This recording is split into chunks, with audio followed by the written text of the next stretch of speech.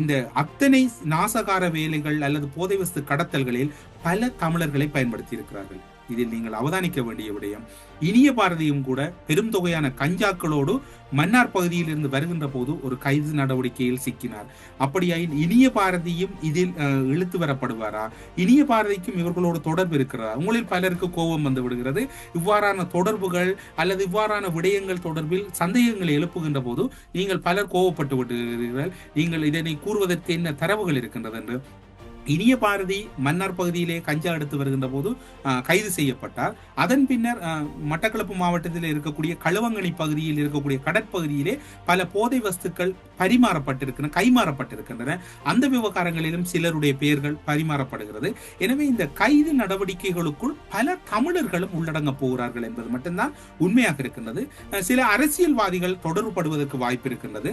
வடக்கு கிழக்கிலும் கூட தமிழ் அரசியல்வாதிகளுடைய பெயர்கள் இப்போது மெல்ல மெல்ல விசாரணை வலயத்துக்குள் எடுத்துக் கொள்ளப்படுகின்றன இந்த கைதுகளின் பின்னர். அப்படி பார்க்கின்ற போது ஒரு பெரும் கைது ஒன்றுக்கான வாய்ப்புகளை நோக்கி அதற்கான ஆரம்ப கட்ட தயார்படுத்தலை புலனாய்வுத்துறையினர் மேற்கொண்டிருக்கின்றார்கள். ஒட்டுமொத்தத்தில் செவ்வந்தி விவகாரம் என்பது ஒரு மூடி மறைக்கக்கூடிய விடயம் அல்ல.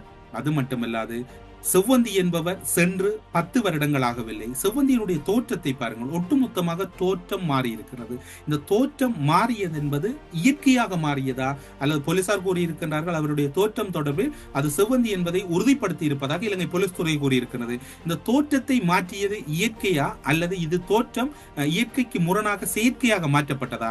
அவர் இந்தியாவில் குறிப்பிட்ட கொஞ்ச நாட்கள் நின்றதாக கூறப்படுகிறது. இந்தியாவிலும் தொடர்ச்சியாக சில கைது நடவடிக்கைகள் இலங்கையில் இருந்து சென்றவர்கள் தொடர்பில் கைது நடவடிக்கைகள் மேற்கொள்ளப்பட்ட போதுதான் அவர் இந்தியாவில் இருந்து நேபாளத்தை நோக்கி நகர்ந்திருக்கின்றார். அவ்வாறாயின் அவருடைய உடல் மாற்றத்தை இந்தியாவில் மேற்கொண்டிருக்கிறாரா? அவருடைய தோற்ற மாற்றம் இந்தியாவில் உறுதிப்படுத்தப்பட்டதா? இவ்வாறான பல குழப்பங்கள் இருக்கின்றது. எனவே இவ்வாறான நடவடிக்கைகளை பார்க்கின்ற போது செவ்வந்தி என்பவர் ஒரு பெயருக்குரியவரோ, அவர் நேற்று செல்லுகின்ற போது மிகவும் சிரித்துக் கொண்டு மிகவும் ஒரு எதுவுமே நடக்காதது போன்று செல்லுகின்றார். ஆனால் அவர் பெரும் ஒரு ஆபத்தான நபர் என்பது மட்டும்தான் இங்கு உறுதிப்படுத்த முடிகிறது.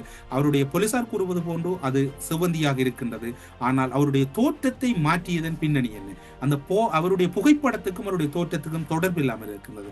ஆனால் அந்த தோற்றம் இயற்கையாக மாற்றப்பட்டது அல்ல, மாறாக செயற்கையாக மாற்றப்பட்டிருப்பதற்கான வாய்ப்புகள் இருக்கிறது. அதனை மாற்றுகின்ற வேலையை இந்த ஜே.கே. பாய் அவர்கள் தான் ஈடுபட்டிருப்பதாக கூறப்படுகிறது. காரணம் என்னவென்று சொன்னால் ஜே.கே. பாயின் மூலமாகத்தான் செவ்வந்தி கைது செய்யப்படுகிறார்.